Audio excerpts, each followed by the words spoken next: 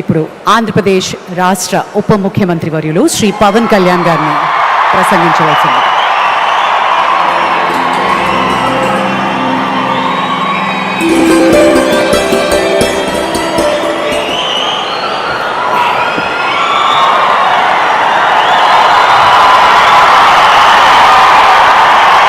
మహోన్నత భారతదేశానికి యుగ పురుషుడిగా వికసిత్ భారత్ మహాసంకల్పానికి దూరదృష్టి గల రూపకర్తగా ధర్మాన్ని, భారతీయ శాశ్వత నాగరికత విలువలను పరిరక్షించడంలో ఆచంచల నిబద్ధతను కనపరుస్తూ తన దూరదృష్టి గల నాయకత్వంలో 140 కోట్ల భారతీయుల ఆశయాలకు నూతన స్ఫూర్తినిచ్చి దేశాన్ని అపూర్వ ప్రగతి పథంలో వేగంగా ముందుకు నడిపిస్తూ ఆత్మనిర్భరత స్ఫూర్తిని, జాతి గొప్పతనాన్ని మరింత బలోపేతం చేసి ప్రపంచ వేదికపై భారతదేశాన్ని ఆత్మవిశ్వాసంతో కూడిన గౌరవప్రదమైన స్థానం నిలబెట్టిన మన గౌరవ ప్రధానమంత్రి శ్రీ నరేంద్ర మోదీ గారికి మన రాష్ట్ర ప్రజలందరి తరపున హృదయపూర్వక అభినందనలు తెలియజేస్తున్నాను. వేదిక పైన ఆసీనులైన honourable governor of Andhra Pradesh Shri Abdul Nazir గారికి, విజనరీ లీడర్ శ్రీ గౌరవ ముఖ్యమంత్రి శ్రీ నారా చంద్రబాబు నాయుడు గారికి, honourable union minister civil aviation Kinjarapu Rammohan Naidu గారికి, honourable governor of Goa Shri Pusapati Ashok Gajapathiraju గారికి, గౌరవ కేంద్ర మంత్రి వర్యులందరికీ, సోదర సమానులు శ్రీ నారా లోకేష్ గారికి, ఈ కార్యక్రమానికి విచ్చేసిన గౌరవ మంత్రివర్యులు, పార్లమెంట్ సభ్యులు, శాసనమండలి సభ్యులు, శాసనసభ్యులు, విశిష్ట అతిథులు, ప్రజాప్రతినిధులు, ప్రభుత్వ అధికారులు, మీడియా మిత్రులకి అందరికీ, భారీ సంఖ్యలో విచ్చేసిన ప్రజలందరికీ, అలాగే ఈ వేడుకను వివిధ మాధ్యమాల ద్వారా వీక్షిస్తున్న ఆంధ్రప్రదేశ్ ప్రజలందరికీ, దేశ విదేశాల్లో ఉన్న భారతీయులందరికీ నా హృదయపూర్వక నమస్కారాలు తెలియజేస్తున్నాను. ఈ నేల బానిసగా ఉండదు, ఈ జాతి ఎవరికి తల వంచదని సవాల్ విసిరిన అసామాన్య విప్లవ వీరుడు అల్లూరి సీతారామరాజు గారు, ఆయన పేరు మన ఎయిర్పోర్ట్కి పెట్టడం చాలా చాలా స్ఫూర్తిదాయకం. As we dedicate this airport to the people, one thought comes to my mind: Alluri స్ఫూర్తి రెక్కలపై ప్రపంచాన్ని చేరే Andhra Pradesh. Rooted in Alluri's ideals and driven by the aspirations of our people, Andhra Pradesh is ready to soar to greater heights.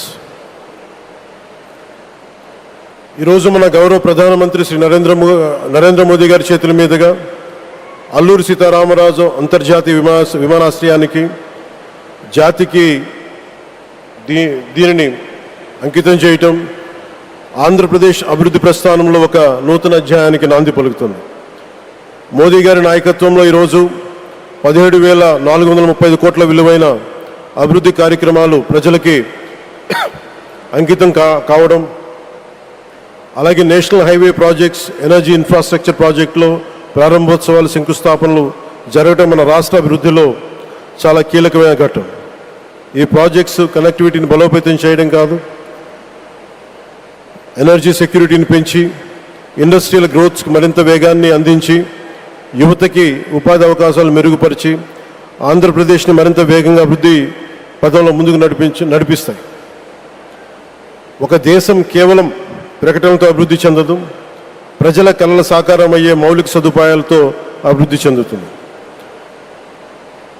So Honorable Modi ji, your vision of Vikasit Bharat and Atmanirbhar Bharat is transforming the nation across every sector, from highways to railways, from ports to airports, from digital infrastructure to defense, manufacturing and renewable energy. చరిత్ర కేవలం మన నిర్మించిన కట్టడాలను మాత్రమే గుర్తుంచుకోదు, వాటి ద్వారా నిర్మితమైన భవిష్యత్తుని గుర్తుంచుకుంటుంది. ఈ విషయం మీ నాయకత్వంలో ఆంధ్రప్రదేశ్కి లభిస్తున్న అభివృద్ధిలో చాలా చాలా స్పష్టంగా కనిపిస్తాం. ఇదివరకే విశాఖపట్నంలో 2 లక్షల కోట్ల పైగా పెట్టుబడులు, అందులో ఎన్టీపీసీ గ్రీన్ హైడ్రోజన్ హబ్ జాతీయ రహదారులు, రైల్వే ప్రాజెక్టులు, అలాగే అమరావతి కోసం 50,000 కోట్ల పెట్టుబడులు, రాయలసీమ అభివృద్ధికి 13,400 కోట్ల ప్రాజెక్టులు మన రాష్ట్ర అభివృద్ధికి బలమైన పునాది వేస్తున్నాయి. South Coast railway zone at Visakhapatnam ఏర్పాటు ద్వారా ఆంధ్రప్రదేశ్ ప్రజల చిరకాల ఆకాంక్షను సాకారం చేస్తుంది.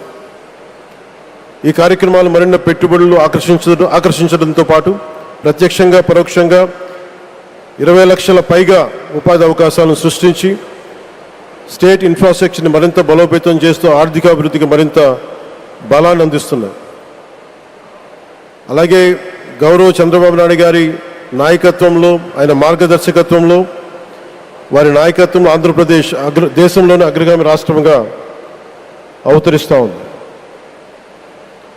ప్రత్యేకించి ఈ విమానాశ్రయానికి అల్లూరి సీతారామరాజు గారి పేరు పెట్టడం ఆ మహావీరుడికి నివాళి మాత్రమే కాదు, ఆయన ఆశయాలను, ఆయన స్ఫూర్తిని భావితరాలకు అందించే చాలా చాలా గొప్ప నిర్ణయం. జి మల్లికార్జునరావు గారు, జిఎంఆర్, అందరూ ప్రేమగా పిలుచుకున్న జిఎంఆర్ గారు, వారు దీన్ని కట్టడం శ్రీకాకుళం జిల్లా నుంచి వచ్చి, రాజాం నుంచి వచ్చి శ్రీకాకుళం వెనుకబాటుతనానికి ఆయన కృషిని ట్రస్టుల ద్వారా అందిస్తూ ఆయన నేతృత్వంలో, ఆయన నాయకత్వంలో ఎయిర్పోర్ట్ నిర్మించడం మనందరికీ చాలా చాలా గర్వకారణం. ఈ సందర్భంగా మనందరం ఒక నిర్ణయం తీసుకోవాలి. పండ్లున్న చెట్టుకే రాళ్ళేస్తారంట. కష్టపడే కుటుంబ సభ్యుడు, తండ్రి కావచ్చు, పెద్ద కొడుకు కావచ్చు, అందరూ అతని మీద పడతారు. నువ్వు ఎక్కువ కష్టపడు, ఎక్కువ తిట్లు తింటావు. అలాంటిది మనం ఎలాంటి పరిస్థితుల నుంచి వచ్చాం? భారతదేశం ఒక పరిస్థితిలో బంగారాన్ని కూడా తాకట్టు పెట్టుకునే పరిస్థితి వచ్చింది. అలాంటి పరిస్థితుల నుంచి దశాబ్దం పైనుంచి మూడోసారి ప్రధానమంత్రిగా ఆయన ఈ రోజున మన దేశాన్ని నడిపిస్తూ ఉన్నారు. అలాంటి ప్రధానమంత్రిని చాలామంది ఆయన మీద మాటలంటూ ఉంటే, ఆయన్ని అనకూడని మాటలంటూ ఉంటే నా గుండె కదిలించేసింది, నా కన్నీళ్ళు వచ్చినాయి, బాధ వచ్చింది. దేశం కోసం కష్టపడే వారికి ఇవా చివరికి మనం ఇచ్చేదేం. కొత్త తరానికి ఏం తెలుసు? ఆయన పడ్డ కష్టం. ఒక్క రోజు కూడా సెలవు తీసుకోలేదు మన ప్రధానమంత్రి గారు. ఈరోజు పెట్టుబడులు వస్తున్నాయి మనకి, ఒక్కరోజు కూడా సెలవు తీసుకోలేదు. శత్రు దేశాలు, మన అభివృద్ధికి ఈర్ష్యపడే పశ్చిమ దేశాలు, వీటన్నిటినీ తట్టుకొని ఒకవైపు విదేశాల్లో ఉండే శత్రువులతో పోరాడాలి, దేశాన్ని అభివృద్ధి పదంలో తీసుకెళ్దామంటే అంతర్గత శత్రువులతో పోరాడాలి. అలాంటి వ్యక్తికి మనం ఇవ్వగలిగేది కేవలం మేమున్నాం మీ వెంట, మీ మీద మాట పడితే అది మా మీద పడ్డట్టే, అదే మనం వారికి ఇవ్వాల్సింది. నిజంగా ఆయన జంతర్ మంత్రులు అన్ని మాటలంటా ఉంటే నేను ఈ రోజున ప్రధానమంత్రి గారికి ఒకటే ఇస్తున్నాను, మిమ్మల్ని కొట్టే నాయకుడు లేడు ఈ భారతదేశంలో, రాబోడు. కానీ మీరు పడ్డ శ్రమ, మీరు పడ్డ కష్టం ఎవరు తీసుకోలేరు. ఎన్ని బాధలు పడ్డా, ఎన్ని దెబ్బలు తిన్నా ఈరోజు మనం గర్వంగా చెప్పుకుంటున్నాం. మన ఉత్తరాంధ్రకి ఎయిర్పోర్ట్లు వచ్చినాయి, ఇన్ని లక్షల పెట్టుబడులు వచ్చింది ఆంధ్రప్రదేశ్కి. కానీ ఇవన్నీ తట్టుకొని చెయ్యాలి అంటే 144 కోట్ల తాలూకు ప్రజల ఆకాంక్షల్ని ఎంతోమంది వెనక్కి లాగుతున్నా, ఒకళ్ళు ముందుకు తీసుకెళ్లాలంటే ఎంతమంది తిడుతున్నా, విమర్శిస్తున్నా తీసుకెళ్తున్నారంటే ఒకే ఒక్క నాయకుడు ప్రధానమంత్రి శ్రీ నరేంద్ర మోదీ గారు. నేను ఎందుకు తపన పడ్డాను, నేను అలయన్స్ కోసం ఎందుకు తపన పడ్డాను, మీ నాయకత్వం మాకు కావాలి ఎందుకు తపన పడ్డానంటే, ఈరోజు ఎయిర్పోర్ట్ ఆపేశారు. ఒక చిన్నపాటి ఎర్ర బస్సు కూడా రాని చోట ఎయిర్పోర్ట్ అవసరం లేదన్న వ్యక్తులకి సమాధానం ఇదే. ఇన్ని వేల మందికి ఇన్ని వేల కోట్ల పెట్టుబడి వచ్చింది అంటే ఆశీస్సులు కావాలంటే, దేశం కోసం నిలబడే నాయకుడికి మన అండగా ఉంటే ఏం జరుగుద్దంటానికే ఈ భోగాపురం ఎయిర్పోర్ట్ ఈరోజు ప్రారంభోత్సవం నిలువెత్తు నిదర్శనం. ముఖ్యంగా 25 సంవత్సరాలు లోబడి ఉన్న పిల్లలు ఉన్న ప్రతి ఒక్కరికి కూడా నేను ఈ సందర్భంగా తెలియజేస్తున్నాను. పిల్లల్ని సరైన దారిలో పెట్టడం, సరైన సంస్కారాలు నేర్పించడం చాలా చాలా అవసరం. ఈరోజు పొద్దున్నే ప్రధానమంత్రి గారి స్టేట్మెంట్ చూశాను. ఆయన తిట్టిన ఎన్ని దూషించారో వారిని కూడా పెద్ద మనసుతోటి క్షమించారు ఆయన. అలాంటి ప్రధానమంత్రి గారికి మీ పాదాలకు నేను నమస్కారం తెలియజేస్తున్నాను. నిజంగా మీ ఉన్నతి, మీ ఔన్నత్యం ఈరోజు చాలా చాలా స్ఫూర్తిదాయకం. భారతదేశం మీ అందరికీ కూడా, ప్రజలందరికీ కూడా, ఆంధ్రప్రదేశ్ ప్రజలందరికీ కూడా, దేశ ప్రజలందరికీ కూడా ఒక నాయకుడి కష్టాన్ని మనం వెంటనే గుర్తించలేం. ఆయన ఎంత తపన పడుతున్నారు. ఒక కుటుంబాన్ని నడపడం ఎంత కష్టపడుతున్నాం. 140 కోట్ల మంది ప్రజలు నడపడం ఎంత ఆషామాషి వ్యవహారం కాదు. ముందుకు తీసుకెళ్లే నాయకుడికి తెలుస్తుంది. అలాంటి వ్యక్తికి మనం ఏమి ఇవ్వగలం. దేశాన్ని నడిపించడం అంటే రామకార్యం లాంటిది. హనుమంతుడు లంకకు లంఘించినప్పుడు అనేక అవంతరాలు వచ్చినాయి, అనేక అడ్డంకులు వచ్చినాయి. రామకార్యం చాలా గొప్పది. అలాగే ఈరోజు ప్రధానమంత్రి గారు దేశాన్ని ముందుకు నడిపించేది బృహత్కార్యం, అది చాలా మహాకార్యం. అది అలాంటి వ్యక్తికి మనం ఇవ్వగలిగేది, హనుమంతుడికి మనం ఏమి ఇవ్వగలం? నువ్వెంత గొప్పగా లంఘించావు, ఎంత కష్టపడ్డావు. ఏ దేవతకైనా ఇవ్వాల్సిన స్తుతే. వాళ్ళు మన నుంచి ఏమి కోరుకోరు. ఒక తల్లిదండ్రులకి మనం ఏమి కోరుకోరు. అమ్మ నువ్వు మా కోసం కష్టపడ్డావు, నాన్న నువ్వు మా కోసం కష్టపడ్డావు అని. అలాగే ఈ దేశ ప్రధానికి, సెలవు తీసుకోకుండా పనిచేస్తున్న ఈ దేశ ప్రధానికి మనం ఇవ్వగలిగేది, మీరు మా కోసం ఎంత కష్టపడ్డారు, మీరు మా కోసం నిరంతరం ఎంత శ్రమ తీసుకున్నారని చెప్పడమే మనందరి కర్తవ్యం. అలాంటి గౌరవ ప్రధానమంత్రి గారికి మనస్ఫూర్తిగా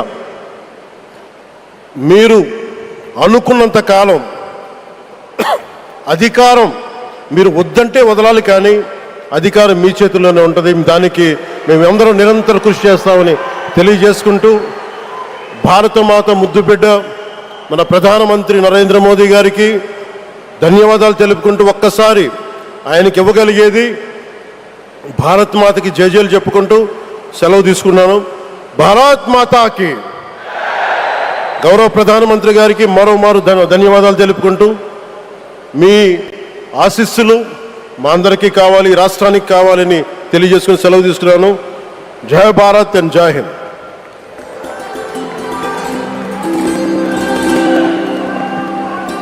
thank you sir, thank you very much. దూరదృష్టి, మౌలిక వసతుల అభివృద్ధి, పెట్టుబడుల ఆకర్షణ, ఈ 3 అంశాల చుట్టూనే వారి దృక్పథం దృఢంగా సాగుతోంది. ఆంధ్రప్రదేశ్ను దేశంలోనే అత్యంత వేగంగా అభివృద్ధి చెందుతున్న రాష్ట్రంగా తీర్చిదిద్దాలి అన్నది వారి లక్ష్యం.